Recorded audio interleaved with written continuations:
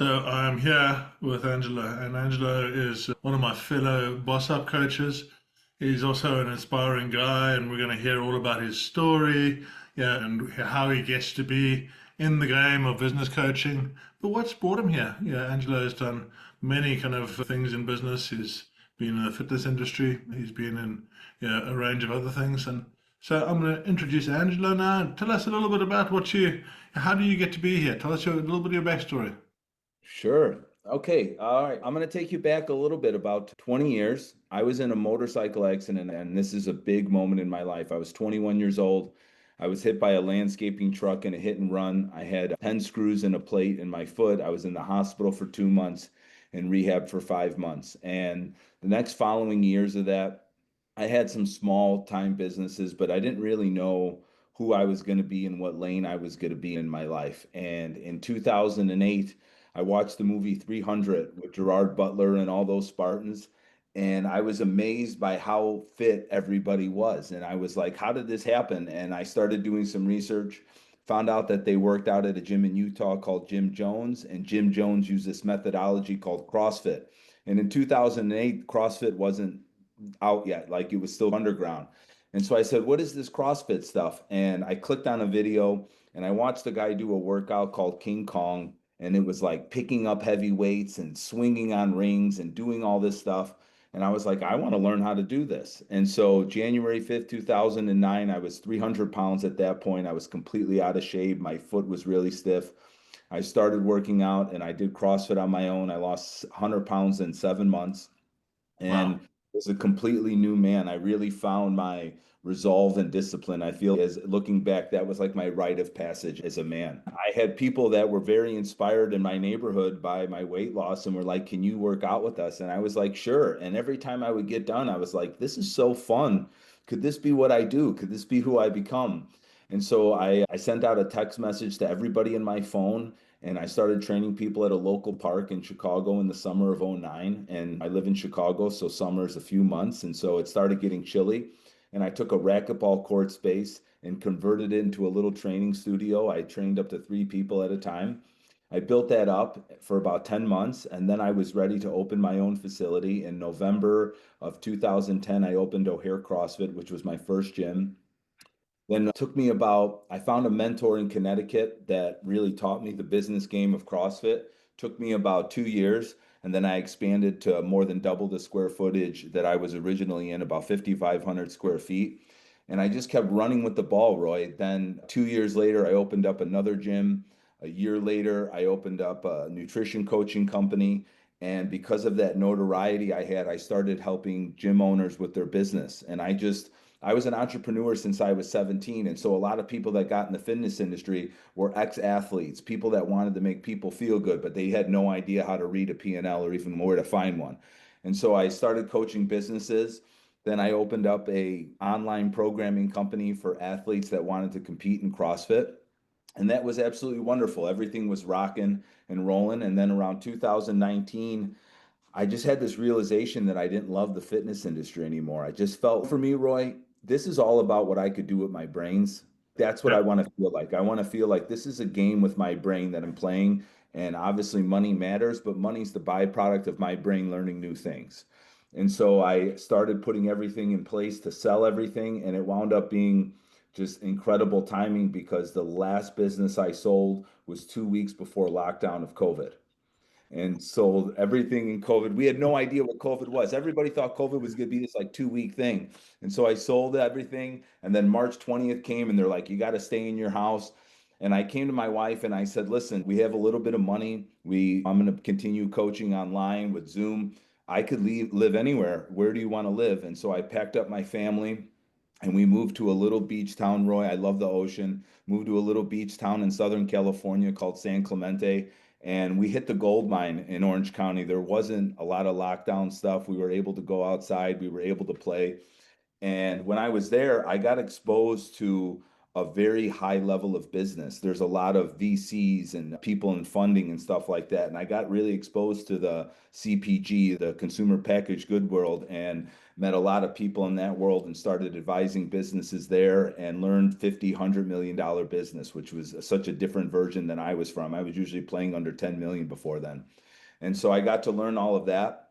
And then after a couple of years, my wife and I just looked around and didn't feel like we love the weather, we loved being there, but we love our people, we love community. And so we decided to move back in June of 22, back to Chicago.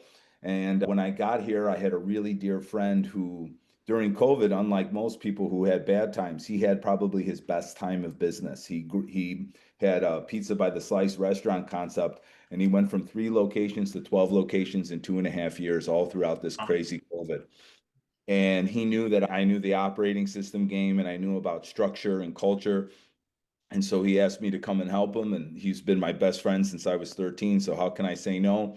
It took me about 18 months to really develop everything inside of that company. I hired a brand new leadership team, redid the values and mission and vision, and really brought everybody together there.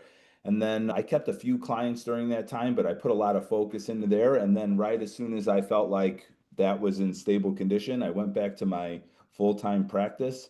And yeah, I've just been an entrepreneur since I was 17. And then this weight loss into this fitness career is really where I cut my teeth. Let's go back. Let's go back to when you were 17. How did you start? I love the entrepreneur's starting story because there's so many people out there, right, that want to be an entrepreneur. Yeah, I don't know how many people you meet that have got a great idea for the next company. Yeah, Yeah. and it just takes step and go. You actually have to do something with it. So give me the first entrepreneurial story. Yeah, Yeah. I'll tell you mine if you tell me yours. Yeah, for sure. When I was 5 years old, my father was incarcerated in federal prison for 11 years.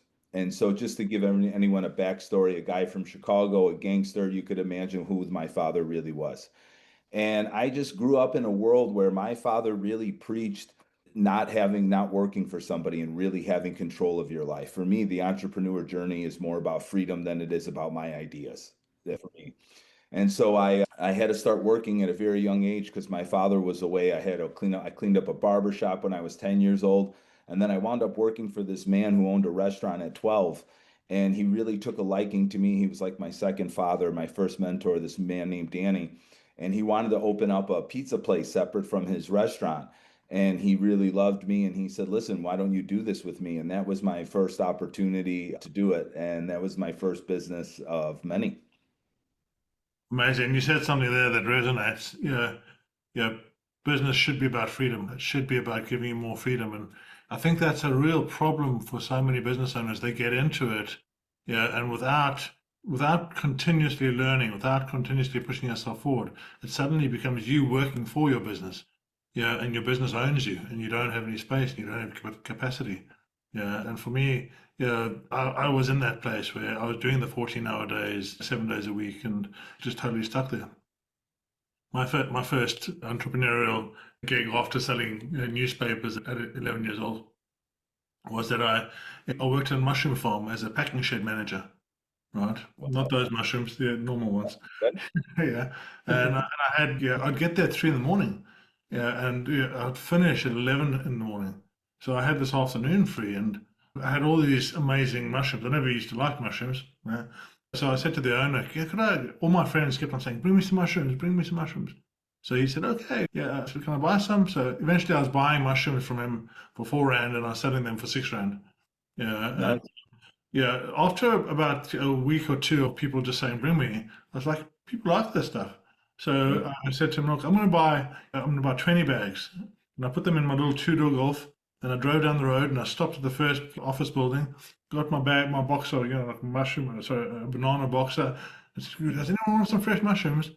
And boom, gone. And it just went from there. So I was door to door selling these mushrooms, and within 3 months, I was making 4 or 5 times my salary selling mushrooms. 2 or 3 hours a day. So I was like, okay, I like this. And you have all those lessons you learn, right? You have all those lessons as you go through, and you figure out actually you can't do this and you can do that. And your first play at 17, how did that go? How did that turn out? What was that? It Yeah. went absolutely terrible, Roy. Absolutely terrible. Let's just be really transparent. I was managing people that were older than me. I thought you had to manage people like a dictator. I would yell at them and be mean to them. I treated people like my father treated me. And I just thought when you did something bad, I had to shame the shit out of you so you never did it again. Okay. And I really, forgive me, I'm 17. I was a junior in high school, for crying out loud. But I had no idea how to get people behind stuff. And back to what you said, I think the strongest skill any entrepreneur could have is sales. You're selling your people, you're selling your product, you're selling your vision. You are just constantly helping people align with something. And that's what really sales is. And I didn't have those skills back then or that know-how. And so it didn't go really well, but it was a great experience and really just it was got in the game. That's the best part about it. And that point of sales is as you get more mature in the game, you realize you have to build rapport. People buy from people, right?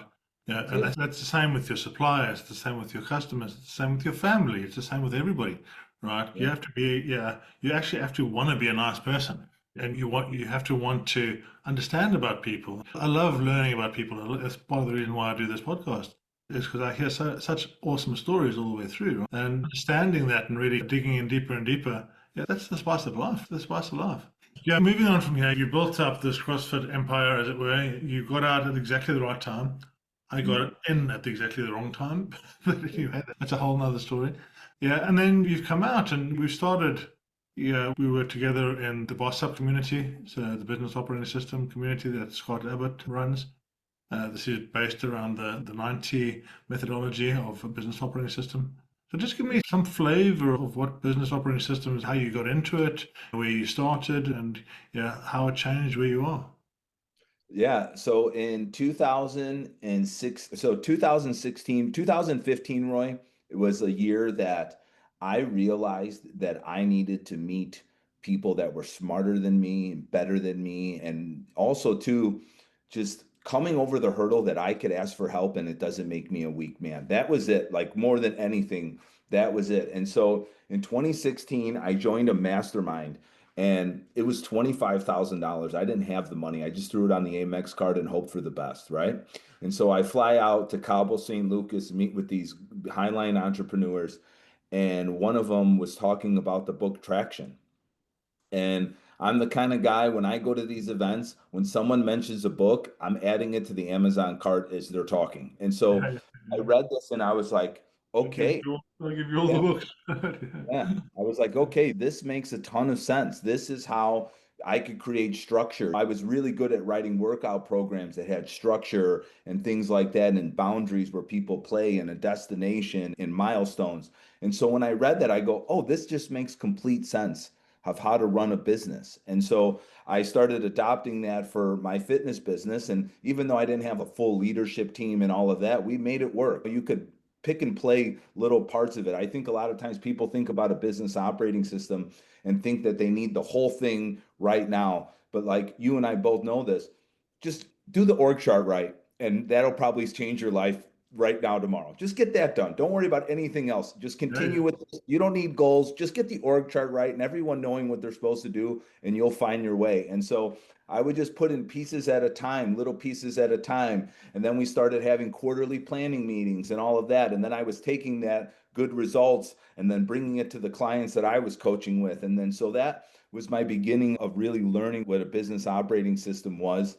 And then I just kept going deeper. I think if you're a business operating system nerd and you don't check out Scaling Up, you're missing history. That was Vern really put it out there for Gino to make traction. That was the first Yeah. operating system, if you will. And I just kept learning these little parts of things that worked out well. Oh, these Rockefeller habits are really nice to have a point of reference. And then this will work like this and there. And so that's how I really built these businesses. And honestly, this is how I was able to sell these businesses because they had some sort of structure that someone could step into and go, okay, this is your role. This is the part you need to play. And this is how this works. And that's the thing, right? I mean, yeah, as business owners, we grow. We grow. We start we're a solo entrepreneur. We do it all ourselves. Then we bring in a friend because he needs some money and we need someone to hold our hand. Yeah, but our friend, let's face it, he's not really good at that much. He might be Yeah. good at one thing, but then he ends up doing four things. So now I'm wearing kind of seven hats and he's wearing four hats. And but he doesn't. He never does the thing that I do as well as I do it. Yeah, he Yeah. does it as well as he's heard me, or I think he's heard me do it, say it. So he gets that slightly wrong. And Yeah. so the SOPs never get rolled out properly. The job description never gets rolled out properly. And by the time you've got 5 to 7 people, you suddenly can't grow anymore because no, everybody's doing everything and nobody's responsible for anything. So you end up in this really weird play of, and that's when you start looking at the org chart, like you say, and you're just building out every single role and responsibility. Everyone knows what they're doing. Everyone has a good understanding of what they're doing, and boom, yeah, things start working, right? Because Yeah.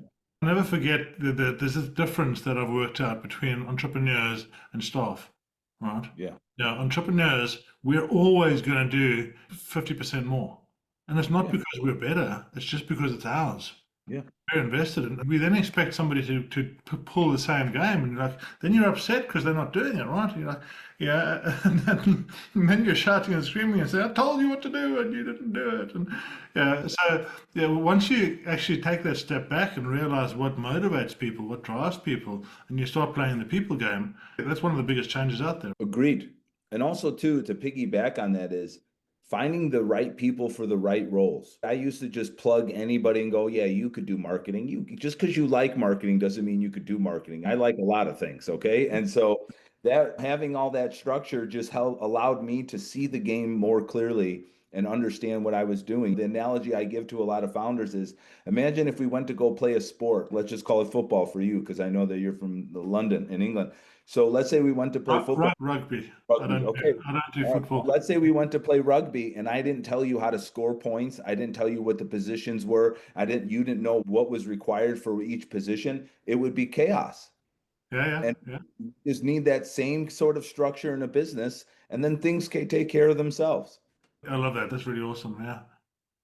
So you spoke a little bit about being 300 pounds, yeah, Yeah. and at that stage, presumably there was some pizza parlor involved in that. Sure. Yeah, but yeah, talk me through that transition, yeah, and how that one of the things that I spend a lot of time doing is speaking to people, to business owners about their wealth, yeah, so their health, yeah, because they can't have wealth without health. It Yeah. doesn't work. Yeah, mental health it has to be good. Physical health has to be good. You need to have energy in the day. So, how did that play out for you as you went through this CrossFit journey? I realize that the quality of everything in my life is the quality I have for myself, and my body is just a vehicle to deliver what I really want in my life. And so, my heart, my soul, my spirit, and my physical body is really the limiter of what I can create. And so, I look at this as I wake up every day, I train from 6 to 7 o'clock, some way, shape, or form. I do something physical to start my day. And it just has allowed me to have more energy, to focus better, to do other things. And I'm very passionate about that too. I think that if you're leading people, leading is modeling. And what you are, the product you're putting out has nothing to do with your words. It's all to do with your being and your physical practice and your spiritual practice. That is what people really feel. They don't pay attention to what you say. 100%. And that's the energy you bring to the equation, isn't it? Just so much. Yeah, people don't recognize energy, but they feel energy and they respond to energy in such a way. And if you're coming in and you're like half dead all the time, you're going to get nowhere. Figure that some in the UK, I don't know about the US, I think there's 70% of small business owners are near burnout. For sure. Yeah. Yeah, they don't have to be. They get that work on themselves, work on their energy, work on their wellness, and suddenly things are better. So we're going, let's move forward now a little bit and let's think a little bit about, yeah, we've seen some changes, right? COVID has massively changed. Yeah, and now we're starting to play the AI game. Got Scott's book here, Yeah. uh, Boss Up, and I remember I joined. Was it maybe October, November last year? Yeah, I was rambling on about AI all the time, and everyone was looking at me funny. Yeah, and yeah, now we're all in there. Yeah, where do you see this going, and how do you see it helping business owners?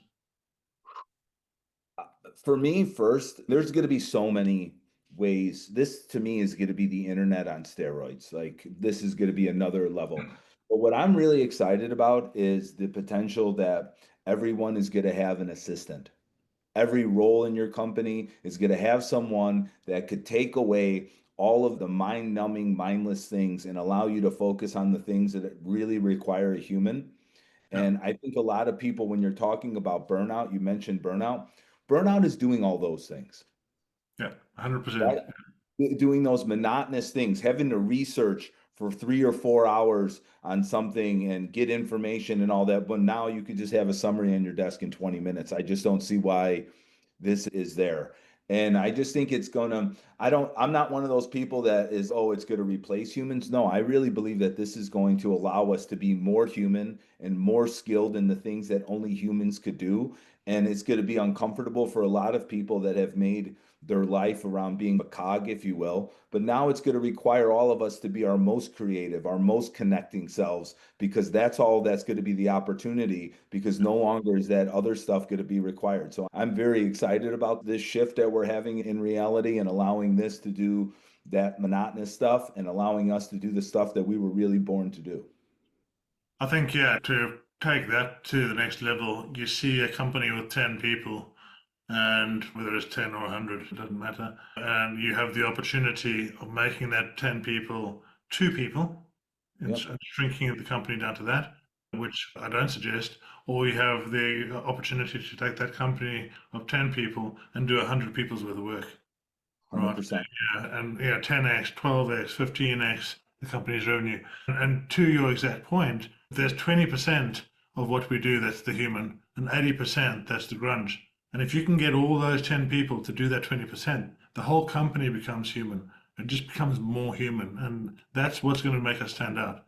Yeah, the AI can do all these amazing things, and that's all great. But you can't have this conversation. Yep.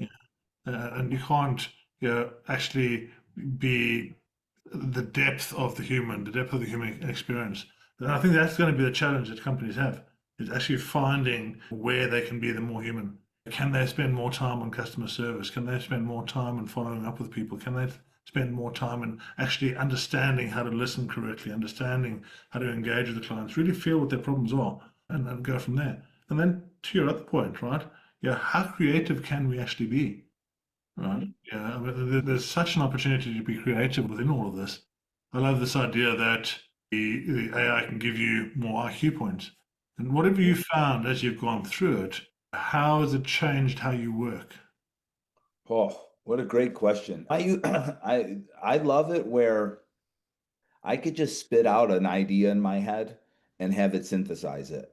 Like that to me is like almost having an advisory board, and I could have a crazy thought that I don't have to share with a human and then look at me like I'm crazy and just go, listen, does this have legs based on what you know about me and what I'm focused on right now? How can we make this work inside of here? And I love doing that. I love taking just different sort of documents and feeding it into there and having this. I have a couple separate channels where I've just fed certain amount of documents in there and use that for what am I trying to focus on right now for my content to keep me focused and not me running aloof or things like that. And now with my YouTube channel, just helping me with ideation and then even formatting for scripting and things like that, and just making sure that all of that's there and just helping me come up with lead magnets and graphics and things like that that would have taken me hours, just hours of painstaking stuff. And nothing against Canva, that's not my skill set. It's just not where I play. And so being able to just have that sped up for me, it just makes it not just such a drudging task. And yeah, that's pretty much a lot of the places where I'm doing it, or taking a call and giving me the synthesizing the notes and making sure that we're creating summaries and all of that. I just love seeing all that and being able to do that. And like you mentioned, it's just like my little IQ partner, and then I could focus on the EQ stuff because that's where I like anyways. Yeah. I love this idea that you're sitting with 1,000 experts in the room. And yeah, previously we'd have a book, we'd read the whole book, yeah, Mm, we'd process that in our head, and then we'd have to get the ideas, and then we'd see a problem, and we'd bring that problem into our head. And from bringing that problem, now we have to work it out in our head and bring out the solution. And that would involve me writing something down, typing something out, and just trying to get that all out. Now I can do that at 15 times the speed because I don't even need to know what the solution is. I just yeah. need to know what the problem is. And Totally. with the right phraseology, I get the best expert in the world sitting in a chair next to me saying, okay, so you got this, is where you are. And it just puts you on fire. And I hear a lot about people getting worried that, that ChatGPT, Claude, or Gemini, or any of these are going to make you dumb. And I've had exactly the opposite experience. I've done like, in the last 6 to 7 months, I've done 7, 8 years worth of work. And I found myself every day with how much I get through compared to what I used to. Yeah, have you found that? I agree with you. Too much of, that word dumb when it comes to my mind when you said that is suffering doesn't make you smart. Just makes you better at suffering. And so I'm trying to get things going. I'm trying to maximize this time I have here on this earth. And this is a tool that is available to maximize it. It's not, is it good or it's bad? This is a tool. If The you, tool. Yeah. any sort of tool, right? I could walk around with a hammer and break all the walls right now in my office, or I could build a house with them. It's how you use the tool, to me, is what really comes out with it. Yeah, 100%. And yeah, as we go through the agent era and all these things, the thing that I think is really hampering people at the moment is that there's so much noise with this. The concept for me is what can you do? What do you need to do to fix your business problems? Yeah. Now, what tool, yeah, can you use for that? Because every one of these tools has got a slightly different focus. And how are you finding business owners actually taking it? I've found the uptake has been pretty poor. Yeah. People are, yeah, I say, are you using AI? Yeah, I'm doing my emails. And that's as far as it goes. But how are you finding people are using it? And how are you pushing people to think about it?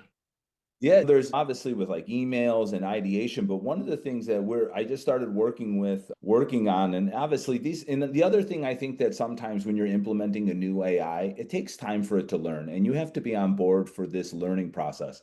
But one of the companies that I'm working with, we sat down at one of their quarterlies, and one of the issues is they felt like their lead to call booked ratio was not as great as they wanted it to be.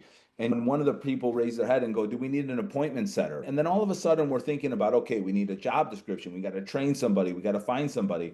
And we did some research and we found an appointment center AI.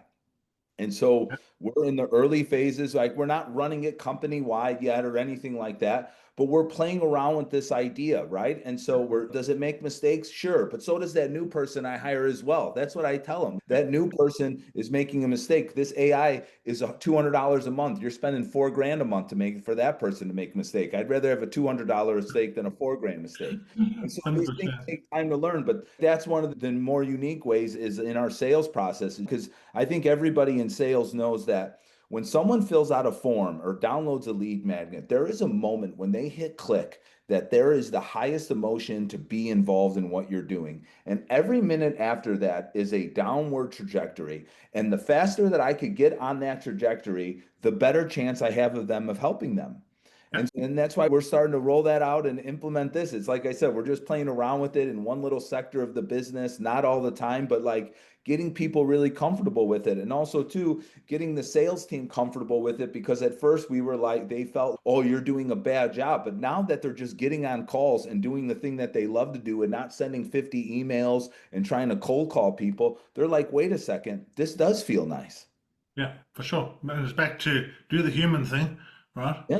Yeah, I was with my partner in Olympia, and she had some ants in the house. Okay, there was like, and she'd been, chasing these ants around for 6 months, and there were some wasps outside. And it was a weekend, and she was like, "Okay," I said, "Just call someone, will you?" Yeah, so yeah, I didn't say it like that, obviously, otherwise I'd get a slap. But yeah, she picks up the phone. We try a couple of places, and she gets hold of somebody, and they're like, "Okay, so yeah, no one's available at the moment. It's weekend, but I can help you out on the AI." And yeah, 15 minutes later, she had booked an appointment, to come out, and the guys called her back on the Monday, and great, yeah, job done. So yeah, it's so possible now. People are getting more used to it, and people are getting, yeah. I think there was a massive fear first of all, but slowly but surely that fear has been going away.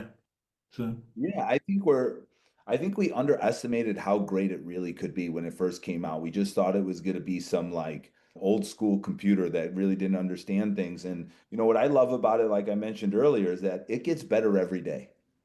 Yeah. The more information you get it, the more, it's a LLM, it's a learning man, it's a learning model. It's learning, it's understanding stuff, it's learning how you work, it's learning how you like things, and it's just here to serve you. It's not here to do anything else. And so I think that this is where it's going, especially for those customer service jobs that, listen, you want to call somebody at midnight, guess what? Somebody has to work at midnight if this isn't there.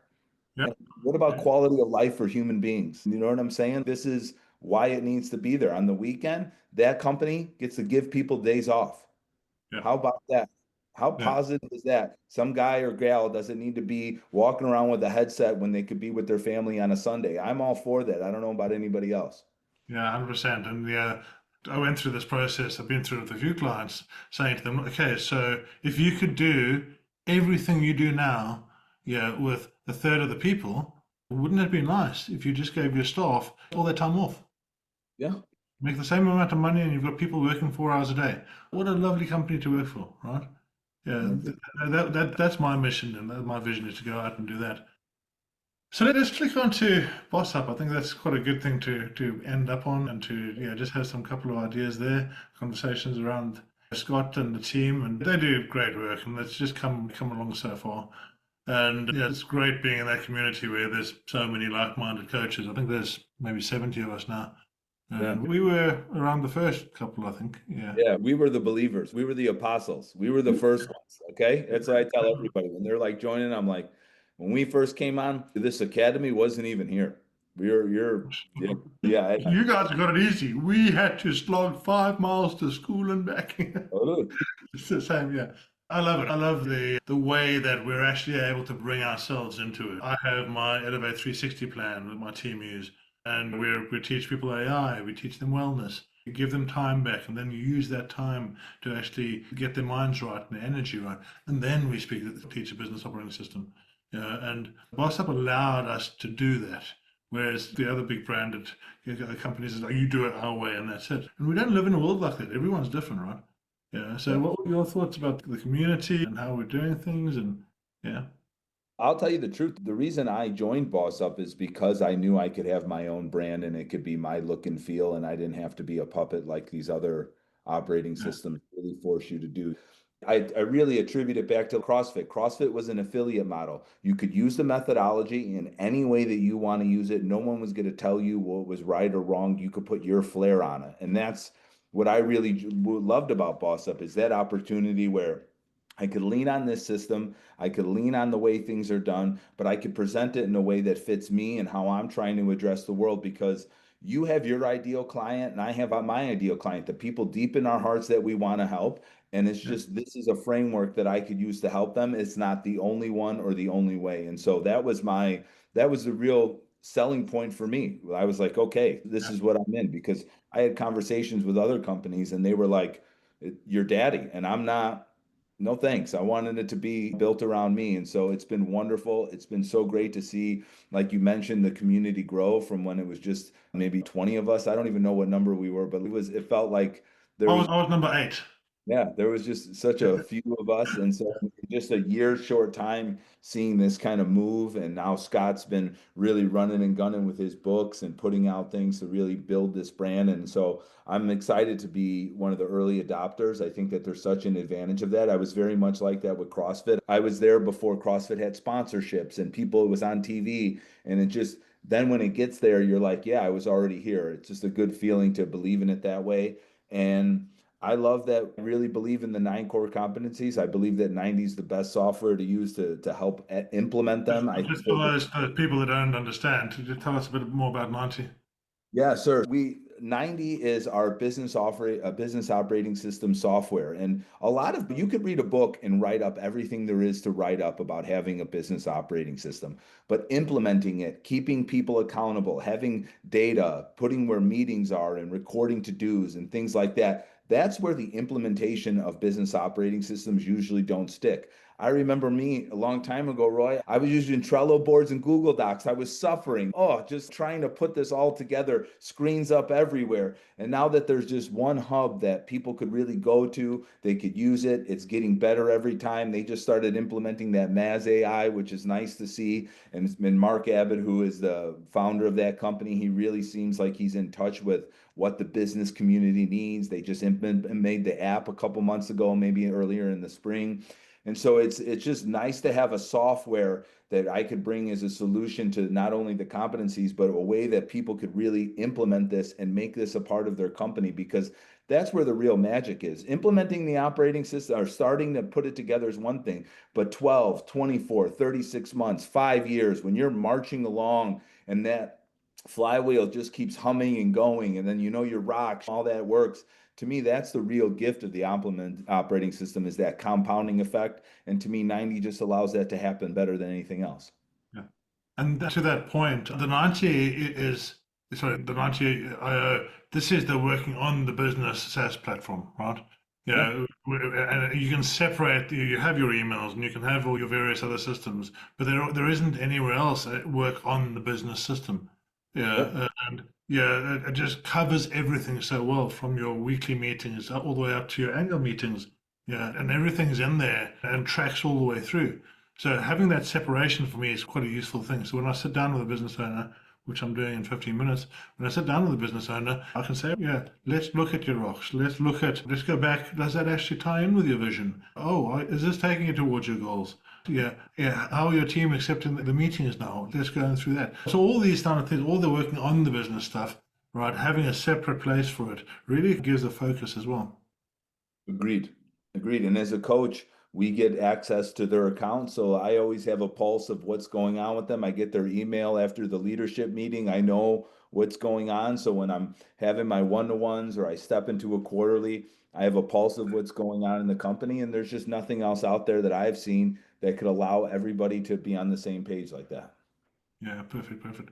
So yeah, I want to just close off with have a think about this. Yeah, you've played the business game. You've been from the bottom all the way up to the top. Yeah, and now yeah, you're going out and coaching these. What's the one thing within all of this? What's the one thing that you tell someone, that's running a business that's a bit stuck, that they would, yeah, they should focus on? What's the first thing? Patience.